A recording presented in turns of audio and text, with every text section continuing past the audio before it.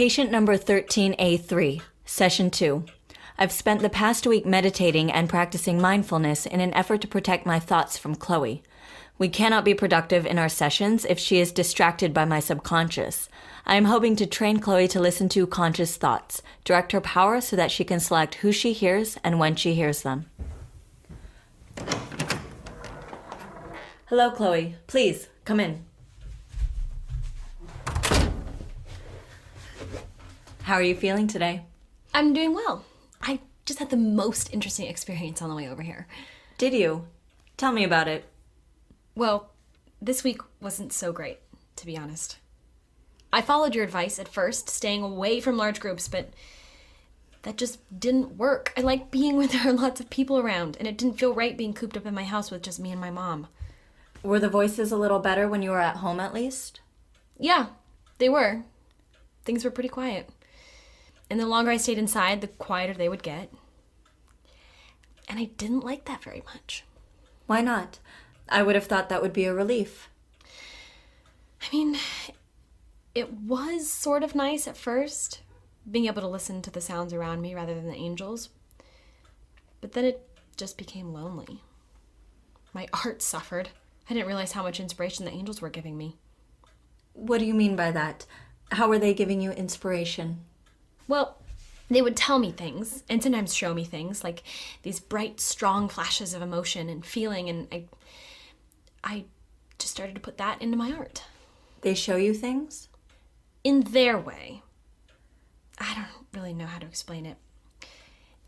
They don't send me clear images, but I still sort of see something in my mind.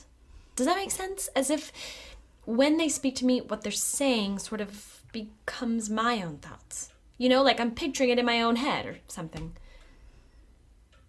I'm sorry. That probably doesn't explain it very well. That's all right. We're in completely new territory. The transfer of thoughts from one consciousness to another is bound to be confusing business. And you still think that's what's happening? That I'm hearing other people's thoughts? I think that it's the most logical explanation. If you say so. But back to your interesting encounter. What happened on your way here? Oh, right. Well, I was walking to the bus stop from my house, and I passed this homeless man sitting by the bank. And, well, I don't know if he was new to the area or if I've just never seen him before. I hope it's not that. I hope I haven't just been ignoring him. But today it was like the angels went out of their way to get me to notice him. How do you mean? Well, as I was walking past, I got all of these voices and images bombarding me all at once. It's not usually like that. It's not usually so overwhelming. And there were other people on the street, but I just knew that it was all about this man. I mean, he wasn't even doing anything, just huddled on the ground, humming to himself. But the angels wanted me to pay attention to him, I guess. Chloe, I want you to try something with me.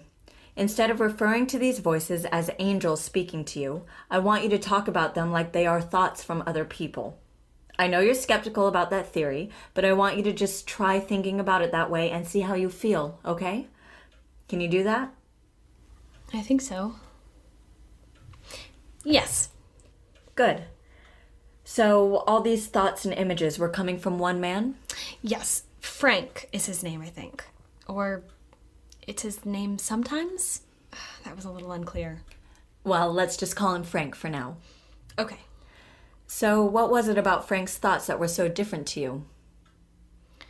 Well, a lot of the time the thoughts are really scattered and confusing because it's a lot of different thoughts at once. But this was like being in a big crowd and hearing a lot of overlapping thoughts, and it was all from one person. It was all in the same voice, and it was talking about so many different things, or I guess he was thinking about so many different things.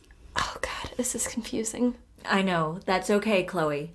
The more you talk about it in this way, the more it will make sense. But like I said, this is new territory. It's going to be frustrating at first. Right. So anyway, it was the normal, confusing swirl of thoughts, but all from the same source. They all had the same color to them, the same taste. Chloe, in our first session, you talked about voices almost exclusively, and yet today you speak of images, taste, and color.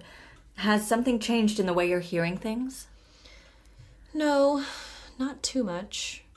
I didn't mention the other things before because they aren't always there. I always hear things, but sometimes other things come with them, and it can be a full sensory experience, but it's only like that with really intense thoughts, like if someone's angry or sad or something. I guess it's their emotions, isn't it?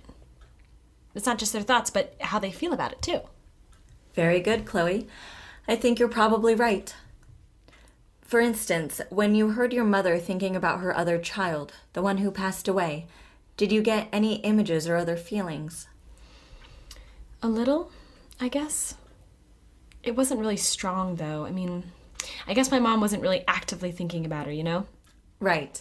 It was more of a subconscious thought than anything else. Sure, yeah. Yeah, it was like this dull ache. And it was gray and hungry.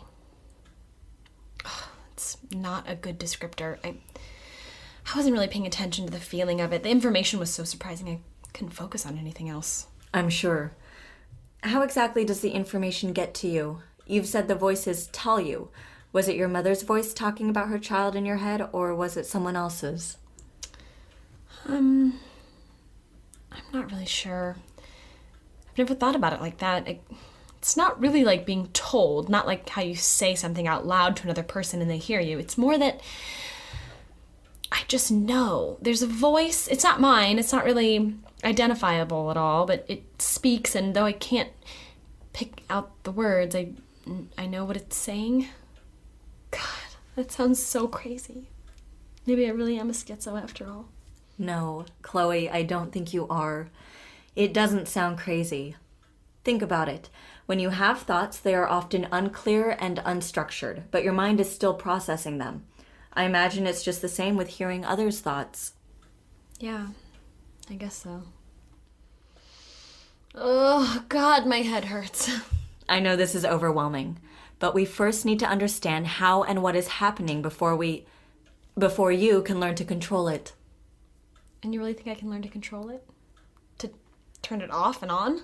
I'm not certain, but I'm very hopeful. But let's go back to your encounter with Frank. You were saying how you were getting everything at once. Thoughts, images, colors. Is that right? Yes, yeah, and that's never happened before. It's never been every single sense. And usually people are thinking about a couple of things at once, but I guess people's moods kind of affect what they think about, so it's usually all the same kind of stuff that a person is thinking about. But this was so many different things. I mean, angry thoughts, sad thoughts, happy thoughts, all of it at once, and I couldn't really get a grip on any of them. One second he was thinking about fighting in the war. I'm not sure which one. I never got a clear thought about that. And then the next one he was thinking about his father. I can't be sure, but I think he might be dead. Mental illness is often seen in the homeless population. It's very possible Frank is suffering some mental health issues, and that's what's causing the erratic thought behavior, particularly given his history as a veteran, if that's what he is. Yeah, he was definitely in the military for a little while, but that's not all he is. He's an artist. He's an incredible artist. Why do you say that? Because I saw it. That's what most of the thoughts were. Between the violence and the sadness and the loneliness, there were some of the most wonderful paintings I've ever seen. I don't know how many of them were real and how many of them were only in his head, but they were breathtaking. That sounds lovely. Oh, it was. But he's still homeless, isn't he? He's cold and hungry and has beautiful art to make and no opportunity to. I want to help him. I know you do, but you have to be careful. You need to focus on your own health right now. You can't get distracted with someone else's problems when trying to fix your own. I'm not trying to fix anything. Not myself or Frank. Neither of us are sick. We're just confused. I apologize. I wasn't trying to suggest that you need fixing. But you are dealing with a really big life change right now, Chloe, and I don't want you taking on more responsibility than you can handle. I know that. His art needs to be seen by people. He needs to paint. I think it would feel better if he could paint. Did you talk to him at all? No, it was too much to process all at once, and I had to come here, but I want to. I was hoping to talk to him on my way home, and maybe bring him some food. He looks so skinny. Your mother mentioned this about you, always trying to make the world a more beautiful and better place. That's a wonderful quality, Chloe. And I think you could do a lot of good with your ability if you knew how to control it. Think of all the beauty you could see and spread around if you could read minds at will. But how do I do that? How on earth am I supposed to learn how to read people's minds? Reading minds doesn't seem to be your problem. It's more a matter of whose and when. I'd like to go through some meditation exercises with you.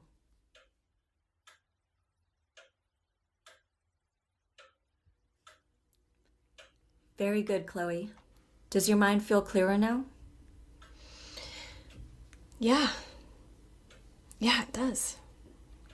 I mean, it never went completely quiet, but I was really able to focus on my own thoughts for once. That's great, Chloe. I want you to do these exercises every day, okay? Find a quiet place in your house, focus your mind, and try to block out any extra noise. Depending on how these exercises go at home, next week we'll try reaching out with your mind to read specific people. So, I'll be reading your mind? I mean, you are the closest person. No, I think that would be counterproductive. You said you can hear the people in the other offices in this building.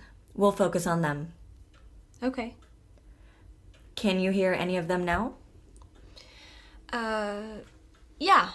Just the usual clutter. People thinking about going home, worried about the work they have to do, excited about dates, normal stuff. I can't tell where it's coming from, though. Okay. Then that's what we'll try to figure out next week. Wait.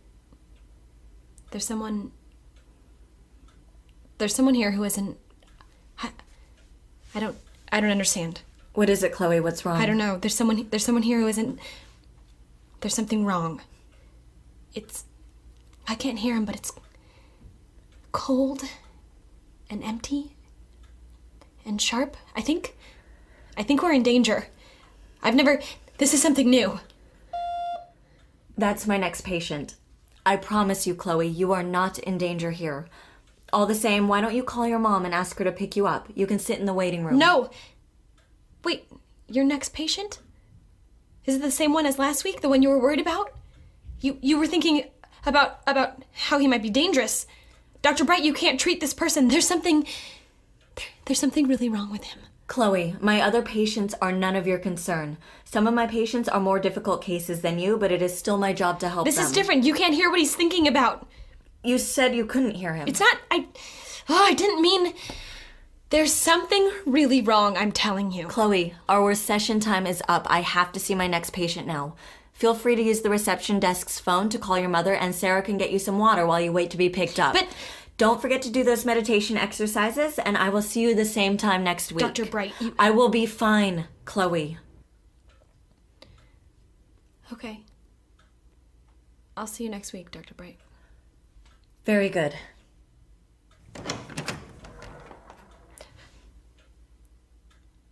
Excuse me. Please, come in, Damien.